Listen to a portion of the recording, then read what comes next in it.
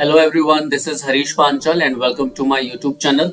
तो आज की क्लास में हम अपना जो टॉपिक है जो हमने लास्ट टाइम शुरू किया था रिपोर्टेड स्पीच, तो उसी को हम कंटिन्यू करेंगे। ये पार्ट 2 है और पार्ट 1 हम इसका ऑलरेडी कर चुके हैं। Now this is part 2।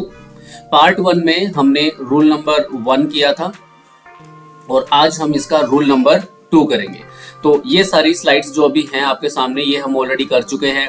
Basic difference क्या है डायरेक्ट स्पीच में और इनडायरेक्ट स्पीच में, क्या क्या चेंजेस करने पड़ते हैं, किस तरीके के सेंटेंसेस इसमें आते हैं, अगर टेंस को चेंज करना है तो कैसे टेंस चेंज होगा, प्रोनाउन किस तरीके से चेंज होंगे, टाइम किस तरीके से चेंज होगा। ये सारी बातें हम अपने प्रीवियस वीडियो में कर चुके हैं। स्टेटमेंट, इंटेरोगेटिव, इंपेरेटिव सेंटेंस या फिर एक्सक्लेमेटरी सेंटेंसेस, इस तरीके के सेंटेंसेस इसमें होते हैं। तो रूल नंबर 1 हमने किया था, एक बार इसको दोबारा से देख लेते हैं। रूल नंबर 1 क्या है? रूल नंबर 1 में अगर रिपोर्टेड वर्ब के अंदर प्रेजेंट या फिर फ्यूचर टेंस है तो रिपोर्टेड स्पीच के अंदर कोई भी चेंज नहीं किया जाएगा, ठीक है। So there will be no change in the reported speech. जैसे यहाँ पर एक एग्जांपल है, my mother says dinner is ready. इसको जब हम इनडायरेक्ट स्पीच में कन्वर्ट करेंगे तो my mother says that dinner is ready. तो यहाँ पर इस पार्ट के अंदर जो रिपोर्टेड स्पीच का पार्ट है, ठीक है, उसके अंदर हमने टेंस को चेंज नहीं किया है। तो रूल नंबर 1 हो गया था हमारा। मैंने इसकी कुछ एक्सरसाइज भी दी थी, सेंटेंसेस दिए थे। ओके, कमेंट में तो किसी ने किया ही नहीं है, मुझे लगता कोई देखता ही नहीं है। कोई बात नहीं, काम करते रहेंगे, आगे बढ़ते रहेंगे। अभी rule number 2, okay, rule number 2 जो है उसमें क्या होता है, हमारा पार्ट चल रहा है रिपोर्टेड स्पीच, और रिपोर्टेड स्पीच में हम स्टेटमेंट्स कर रहे हैं कि हम किस तरीके से जो स्टेटमेंट्स होती हैं उनको चेंज करेंगे। रूल नंबर 1 ऑलरेडी किया जा चुका है, अभी रूल नंबर 2 है इस वीडियो के अंदर। अगर आपको रूल नंबर 1 सीखना है तो मेरी प्रीवियस वीडियो में जाके पार्ट 1 को देख सकते हैं। रिपोर्टेड स्पीच रूल नंबर 2, इसको हटा देते हैं भाई, क्या गया है। ओके, सो शुरू करते हैं। If the reported verb, अगर reported verb is in past tense, अगर reported verb past tense के अंदर है, the tense of the verb in the reported speech must be changed into the corresponding past tense। देखो, अगर reported verb के अंदर past tense दिया हुआ है तो reported speech के अंदर आपका जो tense है वो बिल्कुल चेंज किया जाएगा। अब उसको कैसे चेंज करते हैं, एक स्टेप पीछे चले जाते हैं। ओके, अब मान के चलिए 1 स्टेप आप पीछे चले जाते हैं। जैसे यहाँ पर एक पहला एग्जांपल है, he said I sell apples. अब ये छोटा सा सेंटेंस है हमारा, इसके 2 पार्ट्स हैं।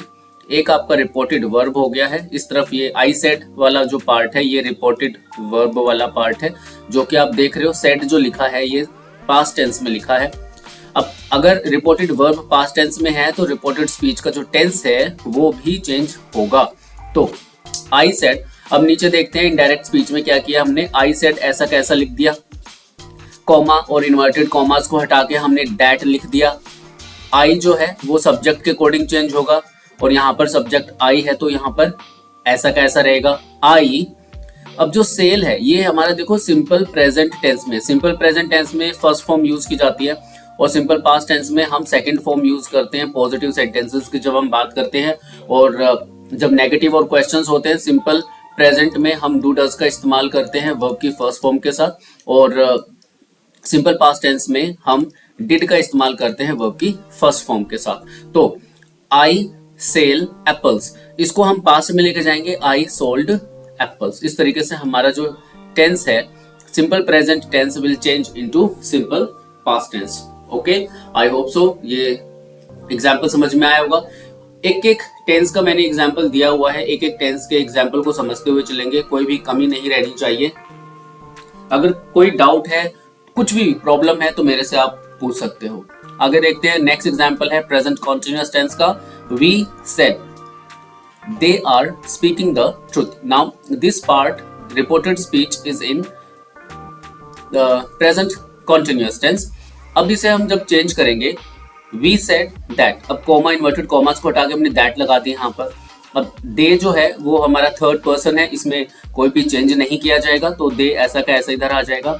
अब present continuous tense will change into past continuous tense. Present continuous tense में सभी को पता है हम इज एम आर यूज करते हैं, और पास्ट कॉन्टिन्यूअस में हम वॉज और वर को इस्तेमाल करेंगे। सो दे के साथ हमने वर का इस्तेमाल किया, और स्पीकिंग द ट्रूथ ऐसा का ऐसा हमारे सेंटेंस के अंदर आ जाएगा। तो present continuous tense will change into past continuous tense.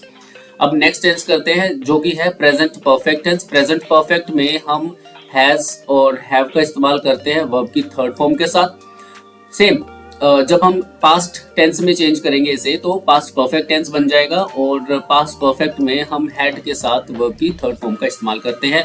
Example है he said I have won the match. अब नीचे देखो इनडायरेक्ट स्पीच में किस तरीके से बनेगा, he said that, comma inverted commas को हटा के हमने यहाँ पे दैट लगा दिया। अब आई जो है वो सब्जेक्ट के अकॉर्डिंग चेंज होगा, और सब्जेक्ट हमारा यहाँ पर ही है तो यहाँ पर ही आ जाएगा। He has have will change into had, और थर्ड फॉर्म यहाँ पर वॉन का इस्तेमाल किया गया, द मैच ऑब्जेक्ट ऐसा कैसा आ जाएगा। तो ये चेंज होगा हमारा पास्ट परफेक्ट में बन जाएगा।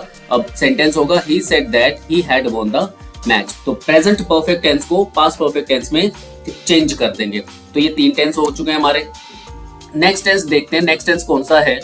You said to me, you said to me you have been dancing for 2 hours. Now this is present perfect continuous tense. Present perfect continuous tense में has been और have been का इस्तेमाल किया जाता है वर्ब की फर्स्ट फॉर्म प्लस ing के साथ, और इसी को हम पास्ट परफेक्ट कॉन्टिन्यूअस में चेंज कर देंगे तो हमारा had been हो जाएगा सेंटेंस के अंदर। तो देखते हैं। अब यहाँ पर देखो मैंने इनडायरेक्ट स्पीच में you told me का इस्तेमाल किया है। अब ये टोल्ड मी क्यों आया है, इससे पहले वाले जो सेंटेंस थे हमारे, देखो यहाँ पर हमने सेड का इस्तेमाल किया है। देखो वी सेड, सेड का इस्तेमाल है, नीचे भी सेड का सेड आ गया क्योंकि यहाँ पर कोई भी ऑब्जेक्ट नहीं है। क्लियर है। रिपोर्टेड वर्ब में अगर कोई ऑब्जेक्ट होगा तो said will change into told. Said को हम टोल्ड के अंदर चेंज कर देंगे, और टू का इस्तेमाल नहीं किया जाएगा इनडायरेक्ट स्पीच के अंदर। डायरेक्ट यहाँ पर ऑब्जेक्ट आ जाएगा। You told me that you will change according to the object of the reported verb। तो यहाँ पर me है तो I में चेंज हो जाएगा, और has have been को had been में चेंज कर देंगे। had been dancing for 2 hours। इस तरीके से हमारा present perfect continuous tense past perfect continuous tense के अंदर चेंज हो जाएगा।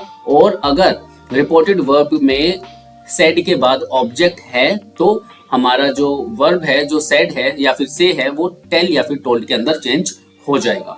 ओके, ये छोटी छोटी बातें हैं, इनको याद रखना। नेक्स्ट टेंस करते हैं simple past tense. Simple past tense से जब हम सेंटेंस बनाते हैं तो वो पास्ट परफेक्ट के अंदर चेंज हो जाता है। We said he passed the exam, ये सिंपल पास्ट टेंस में है। यहाँ पर हमने सेकंड फॉर्म का इस्तेमाल किया हुआ है, और पास्ट परफेक्ट में हैड के साथ हम वर्ब की थर्ड फॉर्म का इस्तेमाल करेंगे। तो sentence will be like this, we said that he had passed the exam. ही बिल्कुल भी चेंज नहीं होगा क्योंकि ये थर्ड पर्सन है, और थर्ड पर्सन बिल्कुल वैसा का वैसा ही सेंटेंस के अंदर रहता है।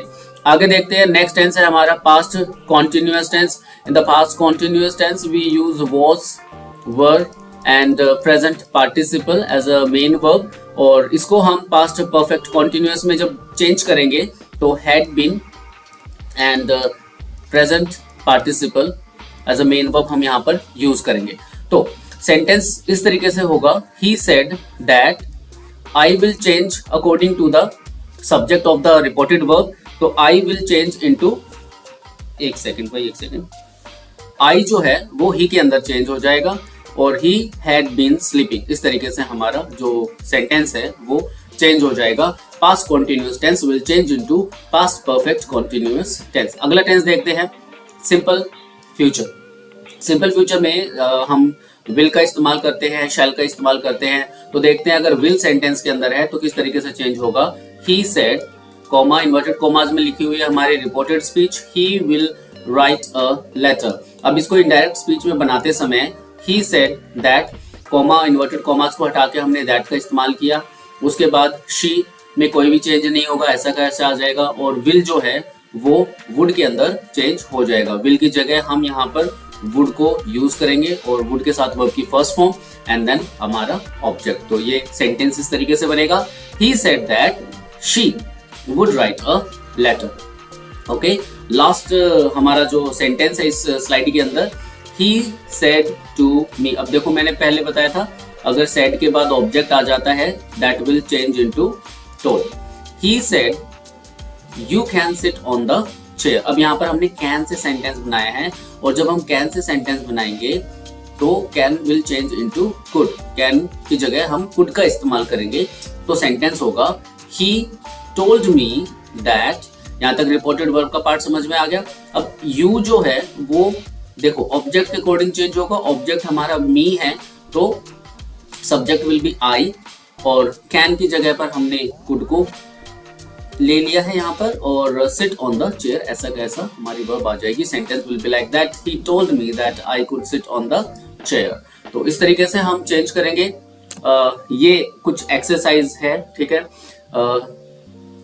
ये कुछ सेंटेंसेस हैं, आप इनकी प्रैक्टिस करो और कमेंट सेक्शन में भाई इनके आंसर लिख दो। थोड़े बहुत बच्चे देखते हैं वीडियोस को तो शेयर करो भाई, लाइक करो। और इसी तरीके की अगर आपको वीडियो चाहिए, ठीक है, तो कमेंट करो। और ग्रामर अगर आपको सीखनी है तो मेरे चैनल को फॉलो कर लो।